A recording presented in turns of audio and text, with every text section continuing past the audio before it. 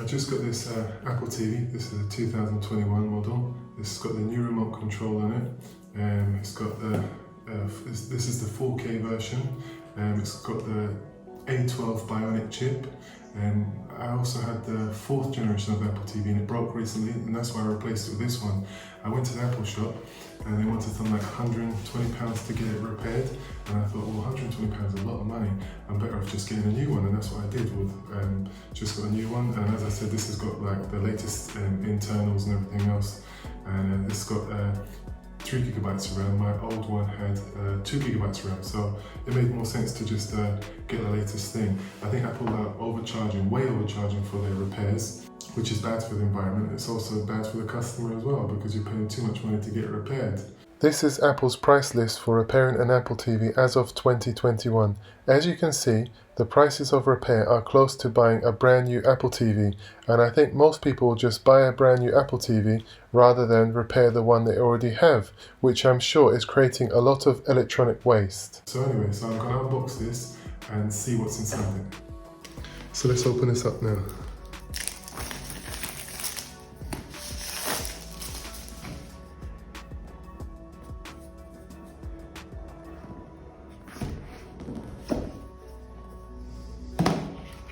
So we've got Apple Telly there.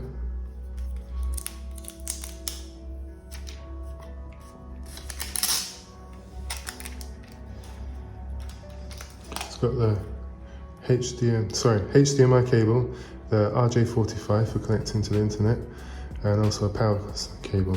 My other one had USB-C, but this one doesn't have it. The 4th generation has that, USB-C. There's underneath. Got the new remote control. Oops. Just tear it, dude. This does feel better than the previous remote control. It's made of aluminium, feels cold.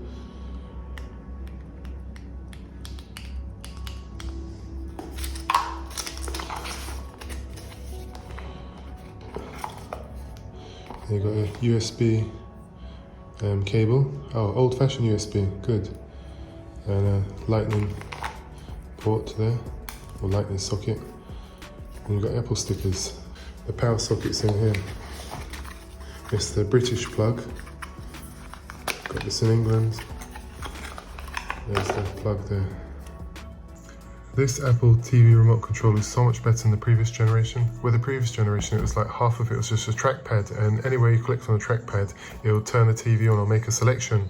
But the problem with that was that sometimes you get clumsy people walking in and like just putting something on top of it, maybe putting a book on top of it, and it'll trigger the TV to turn on. If you're watching something like the news, and it'll just trigger the TV to turn on, and it'll just cut off. The Apple TV would turn on, and whatever you're watching on the telly would cut off. So that was annoying. And also cats would trigger this to turn on as well. So like a cat would, like, you'd say if you leave this on the table, cat walks across here and like presses the button by accident, because it's a big button to press, and yeah, that would trigger the TV as well. So that was happening quite often with the previous remote control. It would just be triggered too easily. But this has got a small little button there, and it's a lot harder to press that button than it was the previous remote control. So this is a big improvement as well. Also, I like this new trackpad. It's smaller, but also if you swipe too much to the right, for example, you can always tap a little bit to the left. It will just be easier to control, really. So you got like down, up, left, right. So that's a lot easier to control this TV. Also, it has a mute button as well. The previous generation didn't have a mute button, so that's a good thing to have as well. So you can just quickly mute things. This is all made out of aluminium. The whole thing is aluminium, apart from the plastic buttons and the plastic bit on top. So I imagine that if you have some clumsy family members around, this might get beaten up after a few years, you know? If it gets dropped on tile floor and people are just not very careful with it, this might get a bit beaten up, you know? So that's the only down thing I think about it, but everything else I think is great. I really like this new remote control. So the reason why I bought this Apple TV was because my daughter often spends time at my wife's parents' house, and I gave them my old Apple TV, and shortly after that it broke. Even though it was hardly used, it broke shortly after that. So I thought, okay, I need to get something new, and I replaced it with this TV. And if they had a modern smart TV, I wouldn't have bought this Apple TV. But what it is, they have an old TV. It's got a HDMI port, but it's an old TV. It doesn't support YouTube or anything like that. So I thought it's best to just replace this so she can have something to do when she goes over there and she gets bored. I also bought the 4K version of this TV because it's got the A12 Bionic processor, which is better than the A8 processor that I had before, and I didn't want any more problems with slowdown or anything like that. So I thought I better get the faster one, even though it's going to be used on a full HD TV. It's not going to be used on a 4K TV for at the moment. They might upgrade to a 4K TV, then they can use it. So it's better to make it future-proof, and this one should support more software updates as well because it's a faster machine. So in conclusion, I think if you have a modern smart TV, you probably don't need to get this Apple TV unless you want to subscribe to their subscription service. I tried the free trial and I didn't really like any of the content. I just cancelled my subscription shortly after I subscribed, but everyone's different. I didn't think there was much content there. It was quite limited, and the stuff that was there I didn't really want to watch. So, but that's just me. You might like it.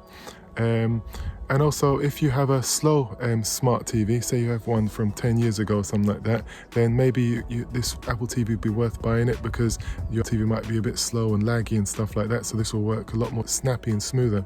So other than those reasons, I don't think it's worth buying Apple TV, and I wouldn't have bought it unless it was for my daughter, who's going to use it on my wife's parents' TV, which is an old TV, doesn't support any YouTube or anything like that, any apps. So that's it really. Thanks for watching. Bye bye.